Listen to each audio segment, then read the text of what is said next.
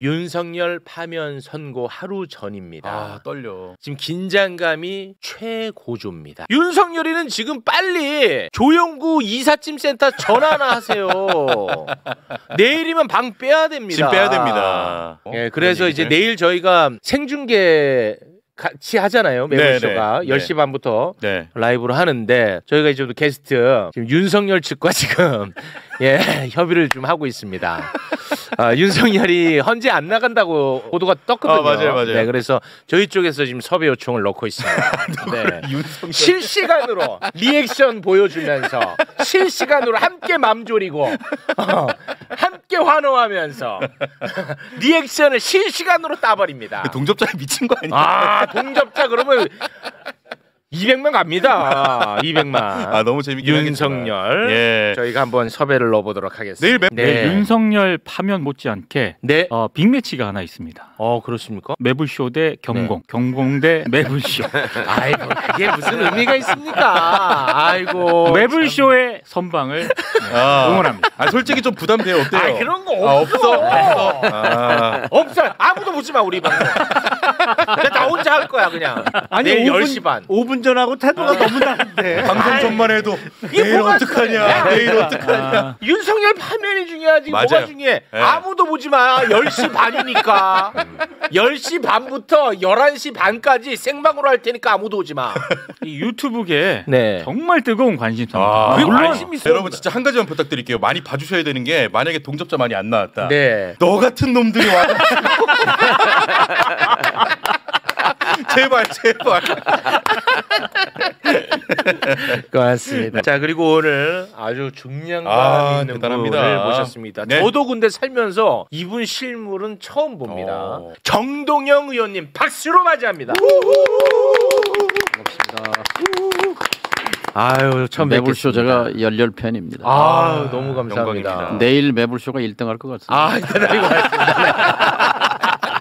웃음이 많잖아요. 고맙습니다. 근데 저는 진짜 의원님한테 너무 감사하다는 말씀을 한 번쯤은 드리고 싶었어요. 이번에 22대 국회에 들어오셔가지고 활약이 어마어마합니다, 실제. 근데 특히나 더 라이브가 강제 폐지됐잖아. 그 건과 관련해서 나를 본 적도 없으실 텐데 더 라이브 체육 이름을 거론하면서 와, 이걸 엄청나게 질타하면서 비판하고. 제가 팬이었거든요. 그러니까. 그렇습니까? 재미가 없어졌잖아요, KBS. 위원님이 국회에서 체육의 더 라이브 그거 인기도 많은데 그거 왜 없애냐고 막 소리치시더라고. 너무 감사했습니다. 저는 아까 체육 앵커가 지금까지 제가 매불쇼 출연하면서 거의 버선발 수준으로 나가서 영접하는 모습은 처음 봤습니다. 그게 제가 너무 감동을 받아가지고. 아니, 그냥 인사드리러 나간 것도 아니, 나하고 한참 얘기하다 조용히 해. 그러더니 갑자기 튀어나와가지고. 최강욱 의원 진짜 얘기하고 계시는데 얘기하고 있는데 갑자기 조용히 해. 나 뭔 일 난 줄 알았어. 체육의 얄팍함을. 의원님은 윤석열이 망친 것 중에 제일 열받는 게 뭐예요? 내란을 떠나서. 내치도 그렇지만요. 우리는 지정학적인 환경이 외교를 잘해야 살아남는 민족인데 30년 동안 부채살처럼 폈던 우리의 국익, 경제적 이익과 경제적 영토 확장 이걸 완전히 부채살을 오므려 버렸잖아요. 예를 들면 러시아에서 LG다, 삼성이다, 현대가 철수했잖아요. 중국의 수출이 30년 동안 1조 달러 벌었는데 2년 동안 연속 적자로 돌았잖아요. 이런 것들이 이제 구체적으로 우리 국민들에게 피해를 입힌 거죠. 그래서 새 정부 세워서 다시 이 외교안보 정책의 대전환을 만들어야 합니다. 이 외교 문제로 비롯된, 그러니까 외교 폭망으로 비롯된 경제 폭망까지. 그렇죠. 이게 제 가장 뼈아프다. 거기다 더 하나 해서요. 지금 우리가 세 가지 폭풍을 맞고 있잖아요. 하나는 계엄령 폭풍, 트럼프 폭풍, 그리고 또 하나가 AI 폭풍입니다. 전 세계가 이제 문명사적 전환을 한단 말이에요. 정치, 경제, 사회, 문화, 외교, 군사 전체가 AI의 이제 영향권 안에 들어갔는데 우리는 2022년 11월 30일을 놓쳤습니다. 그게 뭐예요? 2022년 11월 30일 챗GPT 출시입니다. 특히 전 세계 지도자들이 행동에 나섰어요. 프랑스의 미테랑 대통령 같은 경우는 전 국민과의 TV 대화를 통해서 뭐라고 했느냐. 우리가 이대로 가면 AI 전쟁에서 낙오한다. 그래서 미친 듯이 예산과 인력과 모든 것을 쏟아부어야 된다. 이렇게 선언하면서 미국의 빅테크에 있는 그 프랑스인 엔지니어 과학자들을 유치합니다. 주권 AI, 소버린 AI라고 하는데 미스트랄이라고 하는 프랑스 AI 모델을 6개월 만에 완성합니다. 그래서 지금 1년 반, 2년 됐는데 이게 저 유럽의 최강자입니다. 그리고 프랑스의 AI 경쟁력이 올라가고 있어요. 일본도 마찬가지예요. 사카나 AI라고 일본이 미국에 일본인 말고 외국인들을 수입합니다. 해서 이 일본 AI 모델을 개발하고 그런데 우리는 2022년 11월 30일부터 정확하게 12월 3일 계엄 때까지 잠잤습니다. 이 시간이 결정적 시간이거든요. 큰일이네. 그러니까 30년 전에 1997년 12월 18일에 김대중 당선자가 탄생합니다. 그때 이제 외환 위기가 왔잖아요. IMF. 그때 첫 번째 외국 손님을 누구를 초대했냐면 손마사요시 손정희 회장이었어요. 외국 손님으로는 97년 말인데 제가 당선자 대변인이어서 옆에 배석했습니다. 뭐라고 물었느냐 김대중 당선자가 우리가 산업화에서 뒤졌는데 정보화에서 앞서가기 위해서 어떤 국가 전략을 채택해야 하는지 조언을 부탁합니다. 와. 그거였어요. 국가 지도자는 이래야 합니다. 그래서 김대중 대통령 시대에 대한민국이 초고속 인터넷 속도가 최고로 빠른 나라가 됐잖아요. 그 바탕 위에서 네이버도 나오고 다음도 나오고 카카오도 나오고 한 거. 따라올 테면 따라와봐. 내가 패스. 맞아. 웃지 마시오. 유행이었죠. 22년 11월 30일 이후에 윤석열은 AI에 집중한 것이 아니라 계엄 준비에 집중했습니다. 가장 중요한 시기에 심지어 윤석열이는 아주 전향적으로 R&D 예산을 삭감을 해버렸습니다. 심지어 미래를 깨트려. 그날 AI 관련 예산 절반 삭감한 날. 입니다. 2022년 11월 30일이. 아 그래요? 만약에 AI가 먹는 거라면 예산을 늘렸을 거예요. 아 이게 우리 미래 먹거리야. 이거는 근데 예를 들어서 뭐 다음 정부가 들어오고 뭐 정권이 교체되고 하더라도 따라잡기가 굉장히 어려운 문제군요. 그래서 지금 민주당은 AI 강국위원회라는 걸 이재명 대표가 직접 위원장입니다. 그리고 제가 부위원장인데요. 오늘 아침에도 회의했습니다. 그래서 지금 국가 AI 사령탑 컨트롤 타워가 없기 때문에 민주당이 그것을 끌고 가야 된다. 지금 이렇게 나서고 있죠. 큰일이네. 그러면 의원님, 뭐 제가 전혀 몰라서 여쭤보는데 2022년 11월 30일이 굉장히 중요한 기점이었다. 그 기준 그때 그 기준점으로 봤을 때 우리와 일본 AI 시장 그리고 지금의 우리와 일본의 AI의 시장 어떻게 좀 확실히 바뀌었나요? 네, 얼마 전에 저 AI 글로벌 컨퍼런스라고 해서 이제 회의가 있었어요. 그때 이제 엔비디아 코리아의 지사장이 발제를 했어요. 근데 끝나고 나서 제가 이제 질문을 했는데 엔비디아 코리아가 크냐 일본이 크냐 그랬더니 2022년 11월 30일까지는 한국 시장이 컸습니다. 근데 지금은 일본이 2배 이상 커져 버렸습니다. 그러니까 역전된 거죠. 일본이든 프랑스든 캐나다든 싱가포르든 집중하고 있거든요. 근데 우리는 잠잔 거죠. 반드시 내일 좀 윤석열이 파면 좀 시켜주세요. 8대0 될 겁니다. 8대0입니까? 그건 뭐 사실 이견이 있을 수가 없는 거죠. 좀 심각한 얘기긴 합니다만 헌재의 탄생의 역사가 죽은 자가 산 자를 도울 수 있는가라는 한강 작가의 명문장 그 위에 태어난 거잖아요. 5.18의 희생 그리고 6월 항쟁의 산물로 태어난 헌재인데 그 자신의 태생 역사를 잊을 수는 없을 겁니다. 저는 그래서 8대0이라고 확신합니다. 이번에 이제 헌재가 8대0 만장일치로 추방을 하게 되면 군사 쿠데타의 망령은 영원히 추방되는 것입니다. 영원히 그래. 와, 그게 굉장히 중요한 메시지인 것 같습니다. 야, 그래. 멋지다. 검사 관련한 이야기 짧게 하고 윤석열 파면으로 좀 들어가겠습니다. 요거 제가 좀 궁금해서 여쭤보고 싶은데 검사 출신 그 이복현이라고 잘 아시죠? 금융감독원장. 대표적 친윤 검사죠. 대표적 친윤. 그 주주의 이익을 보장하는 상법 개정안 야권 주도로 국회를 통과시켰습니다. 그런데 한덕수가 이것도 거부권을 행사했어요. 그런데 이복현 금융감독원장은 자기가 직을 걸고라도 이 거부권 행사만큼 막겠다고 했단 말이에요. 그랬죠. 네, 그런데 이제 한덕수가 거부권을 행사하면서 이 복현이 금융위원장에게 사의를 표했다. 그런데 금융위원장이 그 경고망동하지 마라. 지금 경제 어려운데 라고 이렇게 좀 잘 달래가지고 직을 지금 유지하는 그런 상황이라는 거예요. 그러면서 이복현이가 CBS 라디오에서 나와서 뭐라고 했냐. 만약에 우리 윤석열 대통령님이 계셨다면 이 상법 개정안에 절대 거부권 행사하지 않았을 것이다. 맞아요. 라는 말을 했어요. 예. 택도 없는 소리.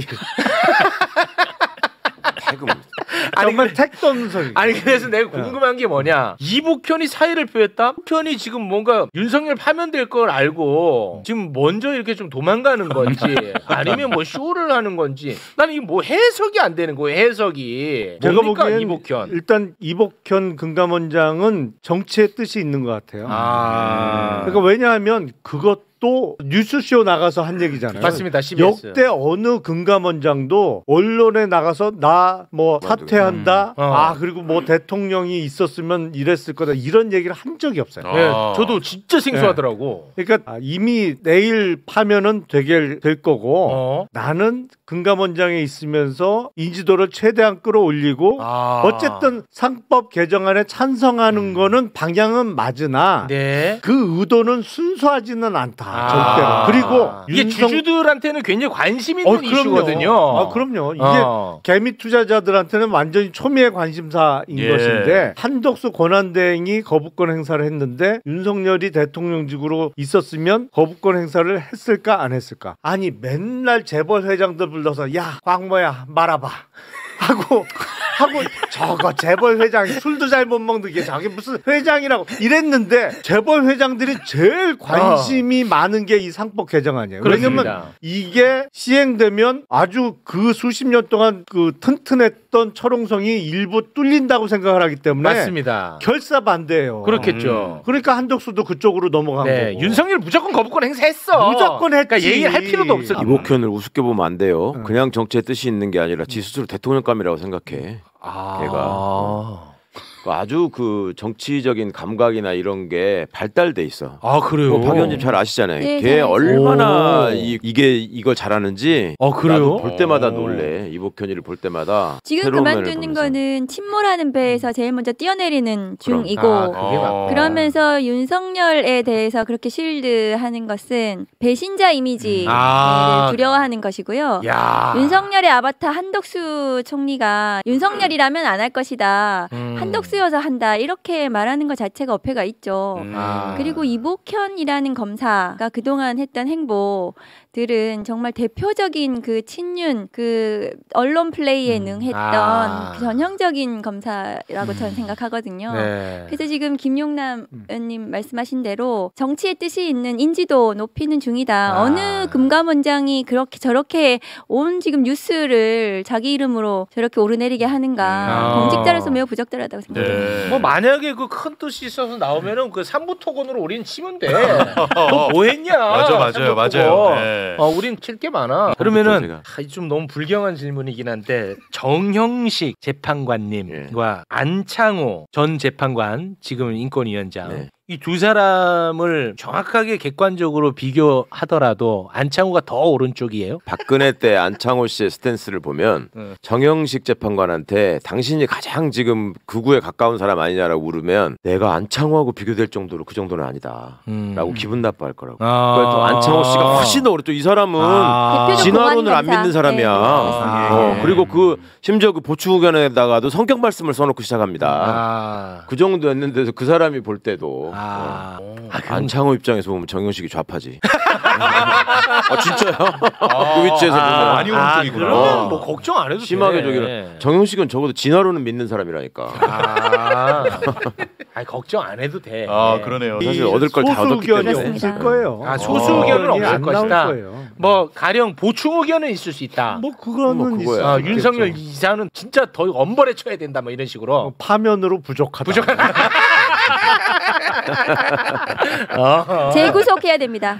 재구속까지 필요하다. 뭐 이런 얘기는 나올 수 있다. 네.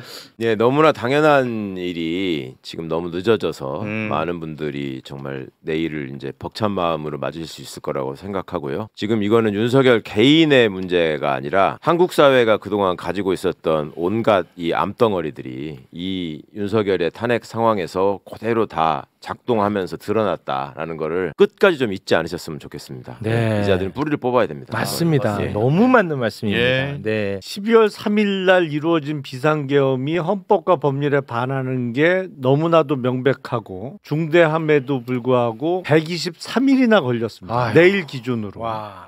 이렇게 12.3이네. 그렇죠. 그것도 12.3인데 왜 123일이나 걸리게 됐냐? 와.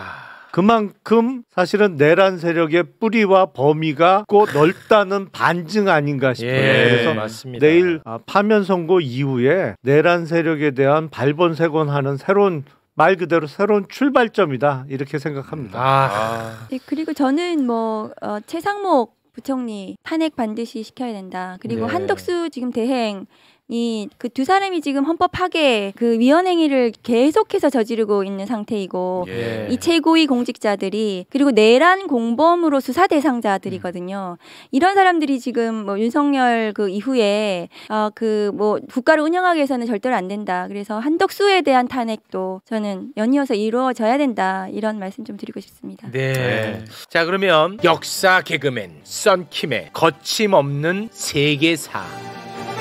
좀 재밌는 얘기 좀 합시다. 뭐 옛날같이 무슨 소화불량의 역사, 우표의 역사 이런 거 재밌거든. 네. 맨날 무슨 독재자의 역사 좀 그만 좀 합시다 이제 좀. 언제까지 이거 하고 있어? 시국이 그러다 보니까 라멘의 역사, 짬뽕의 역사 이런 거 좀 합시다. 그래 그런 거 재밌겠다 나중에. 그러니까 나중에 재밌겠지. 그러니까 다음 주부터는 그렇게 간다. 좋아요. 네. 그래서 오늘은 마지막으로 독재자 관련된. 지금 이게 그러니까 우리의 형제 나라라고 하는 튀르키예 있잖아요. 튀르키예. 거기에 터키라고 불렀던 나라가 지금 난리가 났어요 지금. 그러니까 지금 그 나라의 대통령이 에르도안이라는 사람인데 에르도안이 2003년도부터 집권해서 지금까지 대통령이에요. 네. 그래서 22년 동안 지금 집권을 하고 있으니까 박정희, 박통이 16년인가 17년인가 더 뛰어넘었잖아요 지금. 그럼 에르도안이라는 사람은 어떻게 해서 지금 이렇게 장기 집권을 했고 지금 돌아가는 꼴을 보니까 아마 영구 집권까지 할 것 같아요. 죽을 때까지. 그렇죠. 근데 이제 며칠 전에 그 이마모울루라고 하는 이스탄불 시장이 있는데 이제 튀르키예 같은 경우는 2028년도 3년 후에 또 대선을 치르거든요. 네. 거기에 강력한 야당 후보였어요.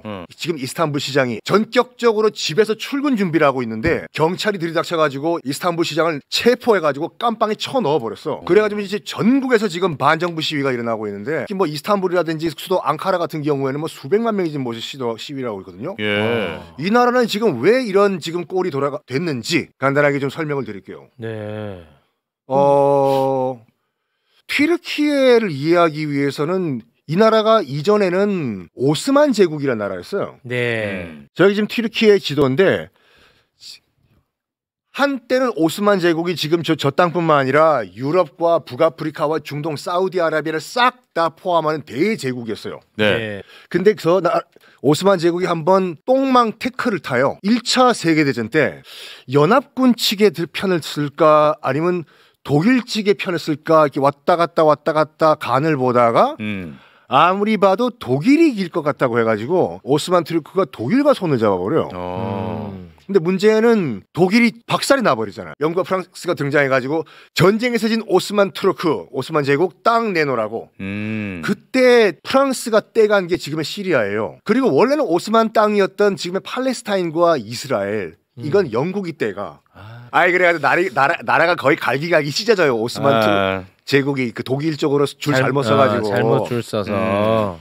그러면 당시 오스만 이 제국의 황실 정부가 적어도 저항은 좀 해야 될 거 아니에요. 그렇지. 우리 땅 내놓기 싫다. 왜 가져가냐? 이걸 해야 될 거 아니에요. 그럼 그대로 갖다 바쳐. 가져가십시오 영국. 가져가십시오 프랑스.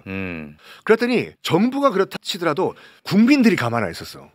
우리 민중들이 나가지고 프랑스와 영국을 우리가 물리치겠다. 국민 훌륭한데 국민. 모든 권력은 국민에게서 나오고 민중에서 나온다. 네. 그래서 정부 입장에서 봤을 때는 반란군이 만들어져요. 네. 그러니까 반군이죠. 근데 이 미친놈의 정부가 뭐라는 줄 알아요? 야, 군대가 가가지고 가서 밟아버려. 무력 진압해버려. 국민들 자국 국민들을 무력으로 진압을 해버리라고 명령을 해요. 영국에는 꼼짝 못하고. 영국에 꼼짝 못하고. 정말. 왜? 그때 왕실에서 영국 국채 샀을까봐? 최상목이라고 혹시 아나 본데? 목은 뭔데? 뭐 아는 눈빛이야. 오스만 제국의 황실이 당시에 그 군인이었던 무스타파 케말이란 장군에게 네가 가서 케말 반란군을 진압하라 라고 명령을 내려. 이 양반이에요. 이 사람한테? 이 사람한테. 이 사람한테. 당시 현역 장군이었어요. 저기 폭도들 진압을 해. 임자가 한번 진압하게. 네, 일단 가겠습니다. 뒤에는 내가 있어. 믿어도 되겠습니까? 임자, 뒤에는 내가 있어. 믿어도 되겠습니까? 뭐? 하여간 출동을 해요, 무스타파 케말이. 근데 이제 그 뭐라고 할까, 갈등이 또 빠지는 거예요. 고뇌에 빠져.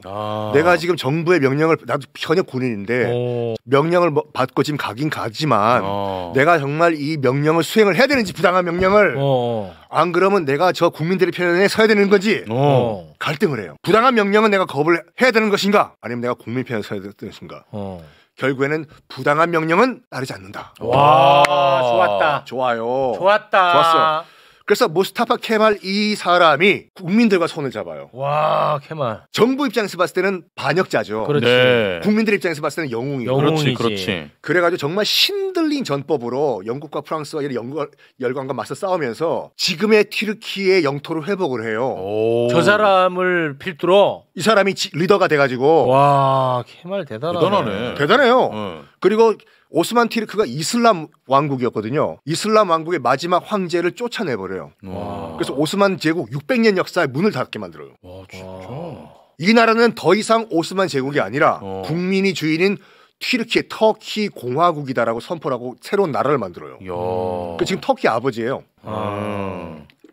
그러면서 어떤 판단을 했냐면, 지금 이렇게 개판이 된 건 뭐냐면 종교가 정치화됐다예요. 종교는 좋지만 종교와 정치가 손을 잡는 순간 이거는 이보다 더 타락할 수가 없어요, 이거를.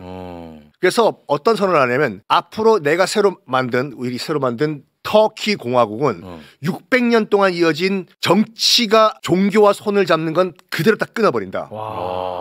정말 급진적인 정책을 펼쳐요. 정교 완전 분리. 우리나라 터키에서 아랍어 사용 금지. 그러면서 뭐 하냐면 알파벳을 빌려와가지고 터키의 세종대왕이에요. 뭐 이렇게 많아 닉네임이. 그래서 터키어를 만들어요. 그 후민정음 같이. 그리고 학교에서 이슬람 교육 금지. 완전 혁명가네. 혁명이야.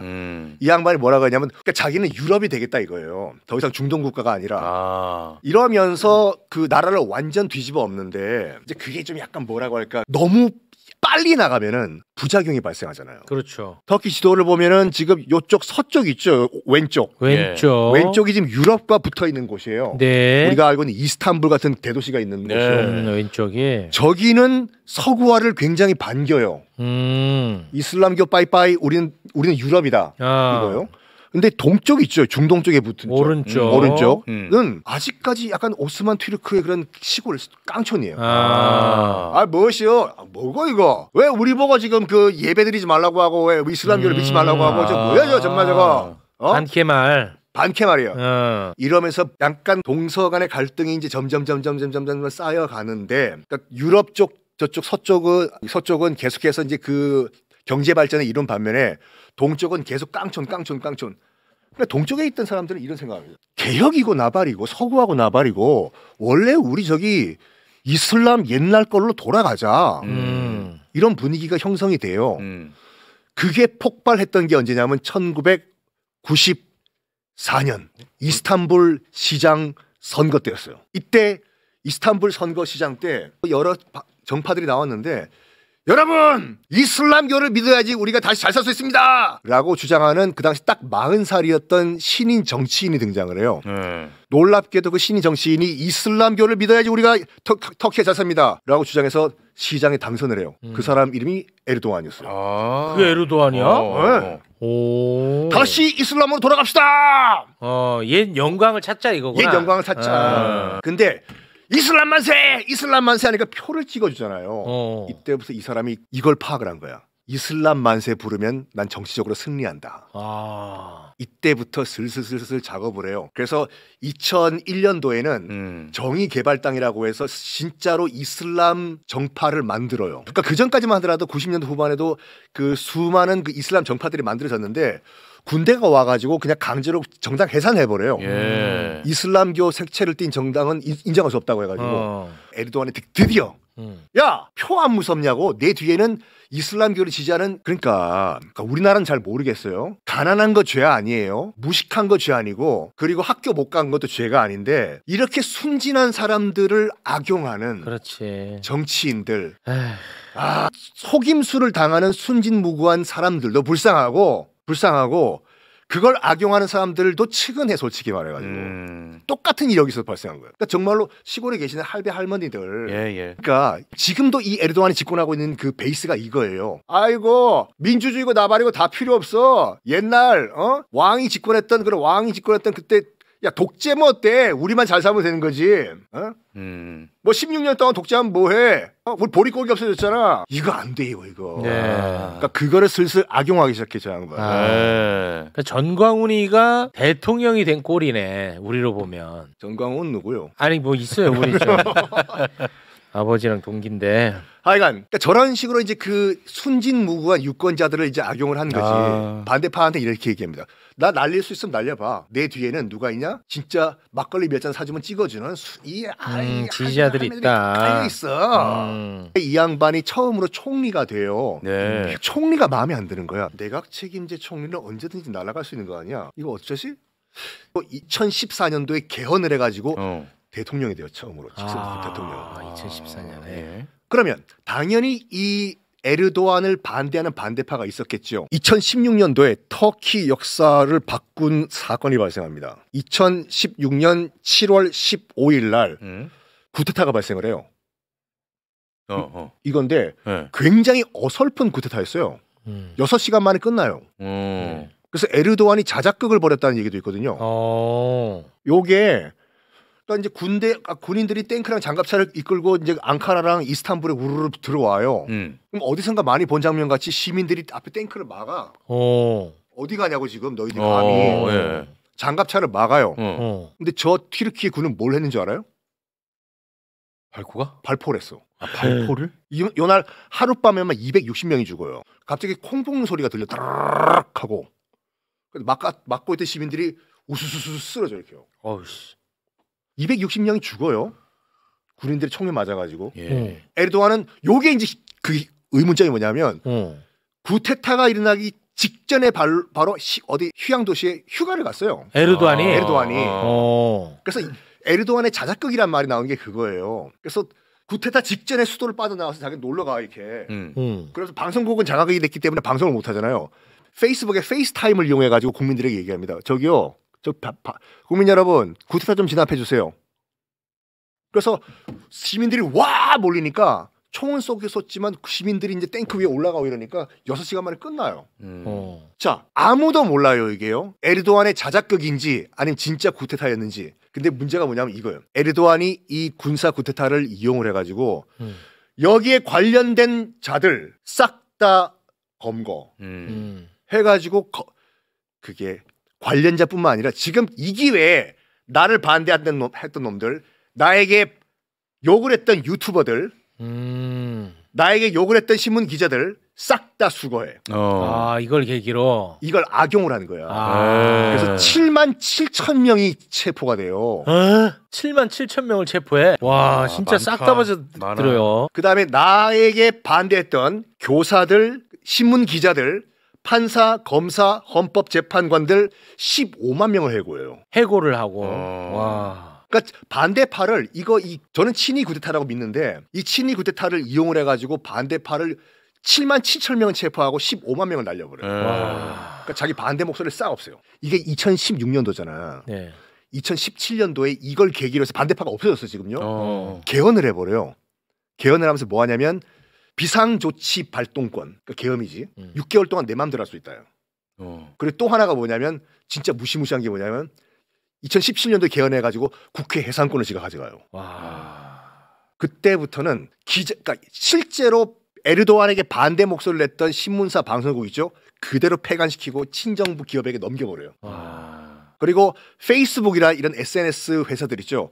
터키에서 운영을 하기 위해서는 데이터 센터를 터키 안으로 옮겨라라고 명령을 해요. 안 그러면 나가라고. SNS 다 본다는 거예요. 조금이라도 반정부 글 올리면은 삭제하고 체포 이런 식으로. 무섭다. 무서워요. 아까 처음에 말씀드린 같이 이마모울루라고 해서 지금 이스탄불 시장이 나이가 54살이고 굉장히 젊은 정치인이거든요. 네. 그래서 다음 튀르키예 선거 2018년도 대선에서 유일하게 에르도안의 대항마로 급부상을 했어요. 급부상을 했어요. 에르도안 입장에서만 봤을 땐 얘를 날려야 돼요. 이번 달 4월 23일 날 지금 그 튀르키예 야당이 이마모울루 이스탄불 시장을 야당의 공식 대선 후보로 지정을 할 예정이었거든요. 하기 전에 집에서 양복 입고 출근 준비하고 있는데 경찰이 집을 둘러싼 다음에 그냥 끌고 가요. 그냥. 그 몇 년도야? 며칠 전 지난주야? 네.